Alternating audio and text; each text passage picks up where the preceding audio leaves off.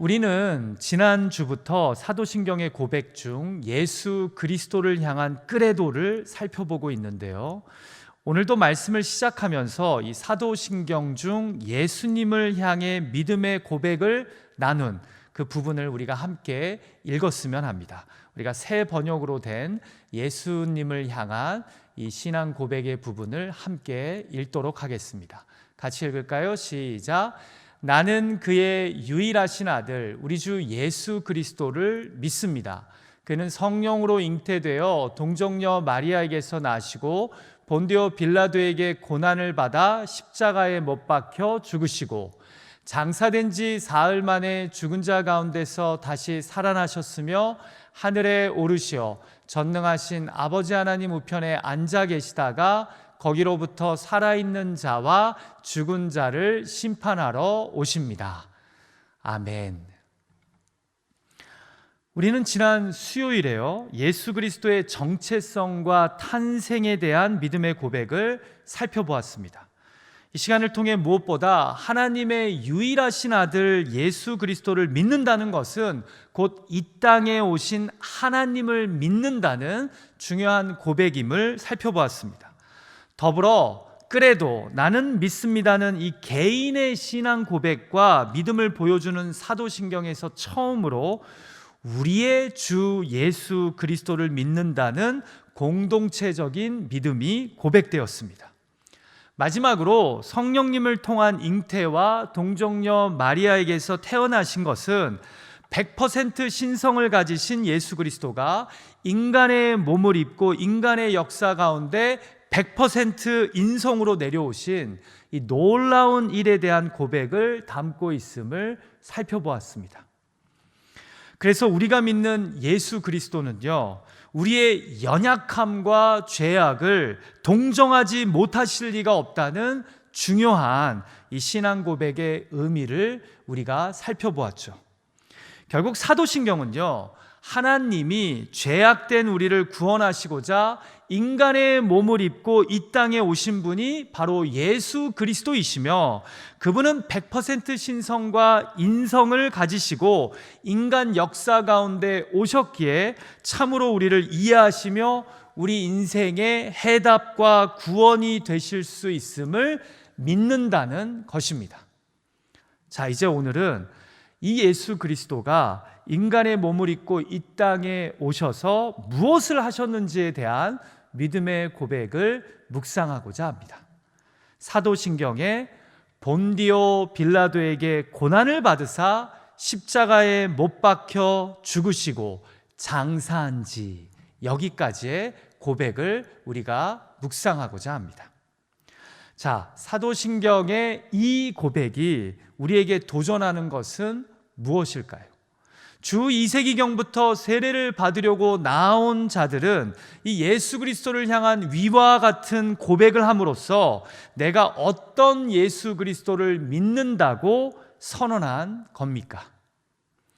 자, 첫 번째로 우리가 생각해야 할 것은 우리가 믿는 예수 그리스도는 우리를 위해 고난받으시고 십자가에 못 박혀 죽으신 예수 그리스도라는 점입니다.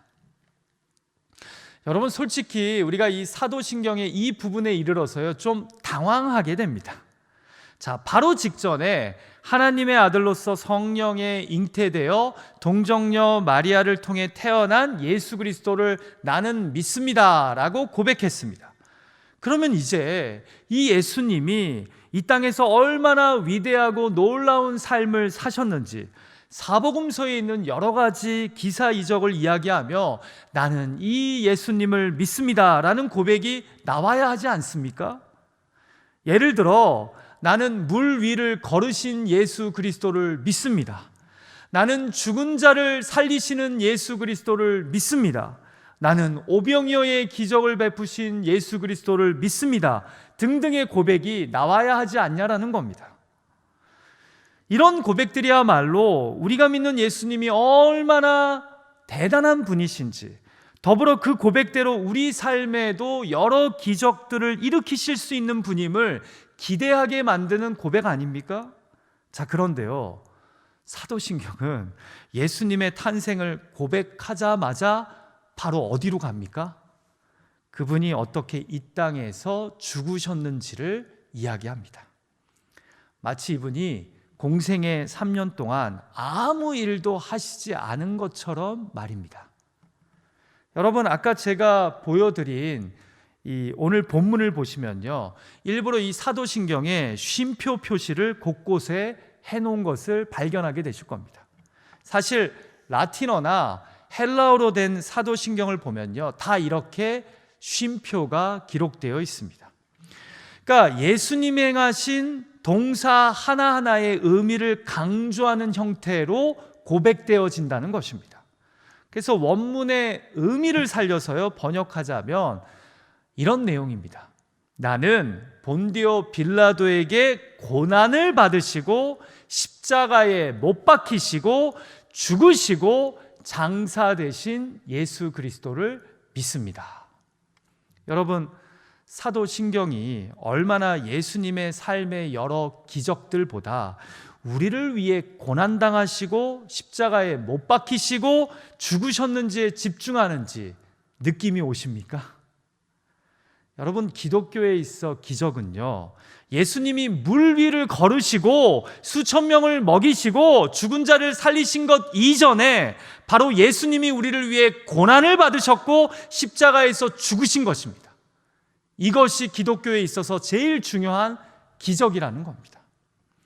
하나님이 인간의 몸을 입고 이 땅에 오셔서 자기 백성들을 포기하실 수 없으셔서 그 죄값을 친히 고난받으심으로 십자가 지심으로 감당하셨다는 겁니다. 이것이 기독교 신앙 고백의 핵심입니다. 그래서 바울이 갈라디아서 6장 14절에서 뭐라고 고백합니까? 내게는 우리 주 예수 그리스도의 십자가 외에 결코 자랑할 것이 없으니. 여러분, 오늘 설교 제목을 보면 이 라틴어로 crucifixus라고 적혀 있는데요, 영어로는 was crucified를 뜻합니다. 곧 십자가에 못 박혔다는 라틴어 동사입니다. 그렇습니다. 예수님은 우리 죄를 위해 고난을 받으시다가 십자가에 못 박혀 죽으시기 위해 이 땅에 오신 분입니다. 그런데 여러분, 십자가형이요, 당시 사람들에게 얼마나 끔찍하고 야만적인 처형 방식이었는지 아십니까? 신학자 앨리스터 맥그레스는요, 그의 사도신경 책에서 당시의 고대 세계에서는 어떤 교양인이든 십자가에 못 박혔다는 말을 들으면 등골이 오싹해지는 것을 느꼈을 것이다 라고 말합니다.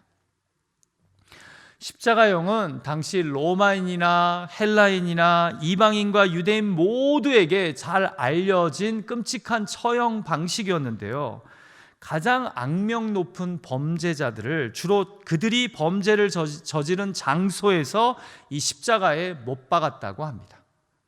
그렇게 해야 이 광경을 본 다른 이들이 같은 죄를 범할 생각을 하지 않게 되기 때문입니다. 여러분, 그래서 우리가 초기 기독교 비판자들의 글들을 보면요, 이런 비판이 제법 많습니다. 아니, 경배하고 순종할 사람이 없어서 십자가형을 당한 저 저급한 범죄자를 신으로 믿느냐라는 겁니다. 자, 그런데 우리는 왜 고난받으시고 저주의 십자가형을 받아 죽으신 그분을 믿습니까? 왜 그 많고 많은 기적 이야기를 다 내버려 두고 십자가에 못 박혀 죽으신 예수 그리스도를 믿는다고 고백하는 겁니까? 그분이 바로 우리의 죄를 위해 고난을 받으셨고 우리를 구원하시기 위해 십자가에 못 박혀 죽으셨기 때문입니다. 여러분, 이것을 가장 잘 보여주는 것이 바로 구약 이사야서 53장의 말씀 아닙니까? 그는 실로 우리의 질고를 지고 우리의 슬픔을 당하였거늘 우리는 생각하기를 그는 징벌을 받아 하나님께 맞으며 고난을 당한다 하였노라. 그가 찔림은 우리의 허물 때문이요 그가 상함은 우리의 죄악 때문이라. 그가 징계를 받음으로 우리는 평화를 누리고 그가 채찍에 맞음으로 우리는 나음을 받았도다. 우리는 다 양 같아서 그릇 행하여 각기 제 길로 갔거늘 여호와께서는 우리 모두의 죄악을 그에게 담당시키셨도다. 아멘. 그래서 우리 그리스도인들은요, 매주마다 다른 그 어떤 예수님의 기적보다 십자가 대속의 기적을, 십자가 구원의 기적을 믿는다고 고백하는 것입니다. 그런데 여러분, 솔직하게, 정말 솔직하게, 우리는 언제부터인가 예수님이 이 땅에 오셔서 행하신 기적 중에 십자가 구원의 기적보다 오병이어의 기적을, 병든 자가 나음을 입는 기적을, 무리를 걷는 기적만을 사모하고 있지는 않습니까? 그래서 나의 죄를 담당하심으로 나를 다시 하나님의 자녀로, 천국의 자녀로 삼아주신 기적은 어느덧 머리로만 아는 기적이 되고 나의 피로를 채워주는 기적만을 더 사모하고 구하고 있지는 않습니까? 그러나 사도신경은 초기 그리스도인들이 다른 그 어떤 기적보다 이 대속의 기적을, 이 구원의 기적을 가장 소중하게 여기고 사모했음을 우리에게 보여줍니다. 매주 우리가 고백해야 할 예수 그리스도는 다른 그 어떤 것보다 나의 죄를 대속하시고 나를 위해 십자가에 달려 죽으심으로 나를 하나님의 자녀로 삼아주신 것이라는 것을 우리에게 강조한다는 겁니다. 이것을 잊지 않는 저와 여러분이 되시기를 주님의 이름으로 간절히 축원합니다. 여러분, 더불어 예수님이 고난을 받으시고 십자가형을 당하셨다는 것은요, 우리가 믿는 예수 그리스도가 인간의 고난과 고통에 함께 하시는 분임을 명확하게 보여줍니다. 여러분, 우리는 흔히 감당 못할 고난과 고통 앞에 서게 되면 서서히 신에 대해 의구심을 갖게 됩니다. 우리가 고난당하는 지금 이 순간 도대체 신은 무엇을 하고 계시는 거냐고, 신이 있다면 그 신은 지금 하늘에 편안히 앉아서 고통당하는 이들을 지켜보시는 하나님이 아니냐고 따집니다. 그런데 성경이 말씀하는 예수 그리스도는 우리를 위해 고난을 선택하신 분이십니다. 고통을 친히 겪으신 분이십니다. 신학자 앨리스터 맥그레스의 말을 빌리자면 예수님이 우리가 이 땅에서 겪는 고난의 모든 의미를 다 설명해 주시지는 않을지 몰라도 최소한 그분이 받으신 고난은 자신의 피조세계가 겪는 온갖 고난과 아픔을 하나님이 친히 감수하고자 하시며 또 그러실 능력이 있다는 것을 보여줍니다. 지금 우리는 자신이 창조한 세상에서 멀리 떨어져 계시는 하나님, 그 세상의 온갖 문제에 냉담하고 무관심한 태도를 보이시는 하나님이 아닌 우리의 고난에 함께 하시는 하나님을 우리는 이 사도신경의 고백을 통해 만나게 된다는 겁니다. 여러분, 지난 주간에 제가 유아 세례를 받는 한 가정을 인터뷰했는데요, 아이의 아빠에게 인터뷰 중에 질문했어요. 언제부터 예수님을 나의 구원자로 진지하게 신앙하게 되었는지, 그런 경험이 있다면 이야기해달라고 제가 질문했습니다. 그러니까 형제가 생각에 잠기더니만 갑자기 이런 이야기를 하더라고요. 전쟁터에 가면 예수님을 진지하게 신앙하게 된다고 말입니다. 이야기를 들어보니까 이 아이의 아빠가 미군으로 이라크에 참전했는데 그곳에 가니까 모든 사람들이 예수님을 진지하게 바라보고 신앙하더라는 겁니다. 그 자신도 그런 모습을 발견하게 됐다는 거예요. 왜 그렇습니까? 언제 죽을지 모르는 공포와 두려움 앞에 나와 함께 하시는 십자가의 예수님을, 고난의 예수님을 만나게 되었기 때문입니다. 여러분, 기독교의 하나님은 결코 고난받는 자, 고통 가운데 있는 자를 나 몰라 하시는 분이 아닙니다. 왜냐하면 당신이 인간의 몸을 입고 이 땅에 오셔서 친히 고난을 받으시고 십자가형의 고통을 감당했기 때문입니다. 자, 두 번째로 오늘 본문의 사도신경이 우리에게 도전하는 것은 무엇입니까? 우리는 본디오 빌라도가 아닌 마리아의 길을 따라가야 합니다. 여러분, 저는 어렸을 때부터 사도신경을 고백하다가요, 항상 본디오 빌라도가 불쌍하게 여겨졌습니다. 한번 생각해 보십시오. 기독교 복음이 전해지는 곳마다 성도가 생기고, 그럼 성도들이 모여서 교회가 세워집니다. 그리고 교회가 세워지면 매 예배 때마다 이들이 사도신경을 고백했을 것입니다. 그때마다 본디오 빌라도에게 고난을 받으사 십자가에 못 박혀 죽으시고 라는 문구가 나오지 않겠습니까? 실로 빌라도처럼 오랜 시간 동안 결코 잊혀지지 않고 예수님을 십자가에 못 박은 인물로 고백되는 불쌍한 사람이 어디에 있겠습니까? 여러분, 제가 신앙을 갖게 된 이후에도요, 사도신경을 고백할 때마다 빌라도가 불쌍하게 여겨졌습니다. 여러분, 사실 예수님은 우리의 죄를 담당하시고자 십자가를 짊어지신 것 아닙니까? 이 고난의 직접적인 원인이 바로 저와 여러분이 아니냐라는 겁니다. 아니, 역사적으로 봐도 예수님을 못마땅해 한 대제사장들과 서기관들, 그리고 당시 종교 지도자들 때문에 예수님이 결국 십자가에 못 박히신 것 아닙니까? 우리가 성경을 봐도 그들이 빌라도를 지속적으로 회유해서 분명 빌라도는 예수가 아무 죄가 없다고 생각했음에도 마지못해 그에게 십자가형을 선고합니다.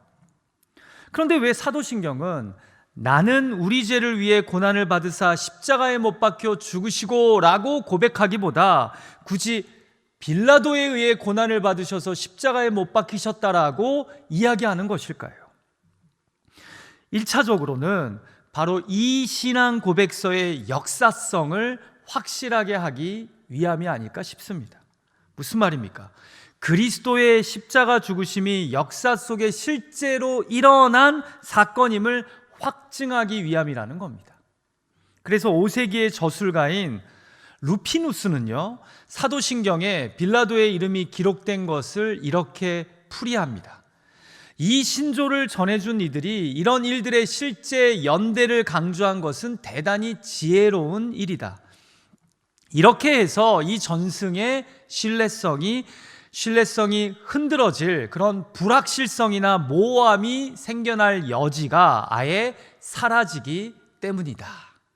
그러니까 한마디로 예수 그리스도의 십자가 복음이 한 옛날에 일어난 전래동화가 아니라 실제 일어난 사건이었음을 보여주고자 굳이 이 빌라도의 고난과 십자가형을 언급했다는 겁니다.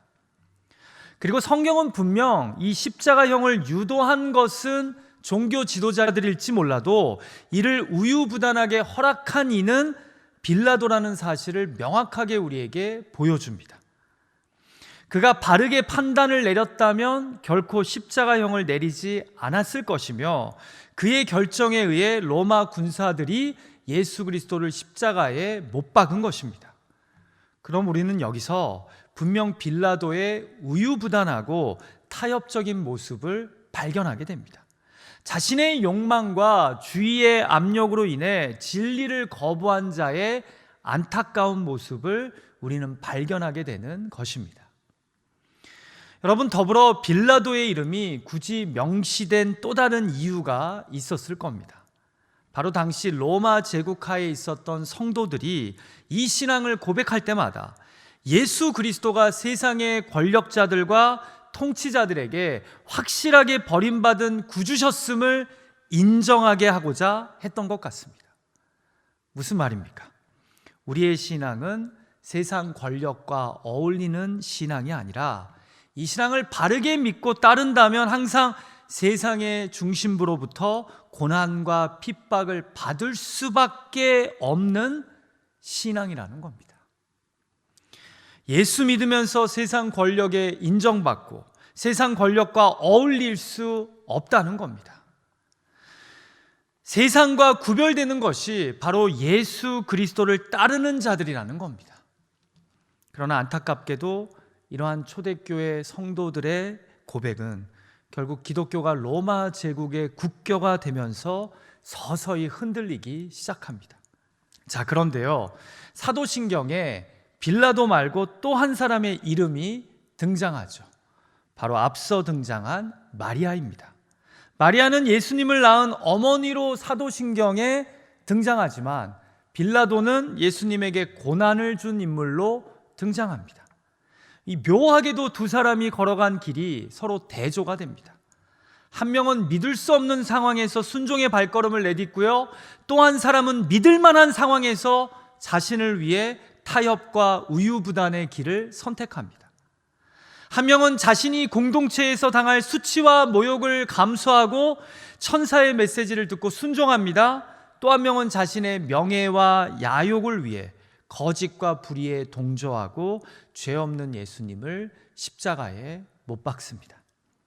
여러분, 아이러니하지만 예수 그리스도의 복음 앞에 선 인간의 역사 가운데 항상 이렇게 마리아의 길을 따르는 자들과 빌라도의 길을 걷는 자들이 함께하고 있지 않습니까?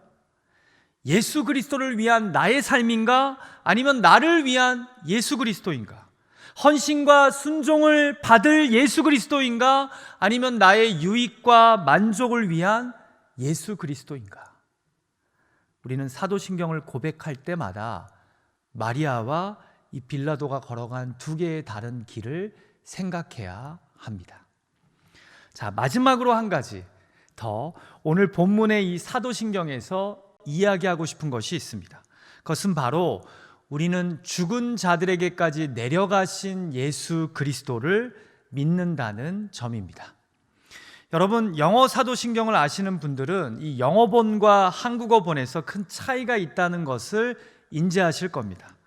영어 사도신경이나 거의 모든 언어의 번역본에는 있지만 한국어 사도신경에만 없는 것이요, 바로 예수님이 죽은 자들에게 내려가셨다는 부분입니다.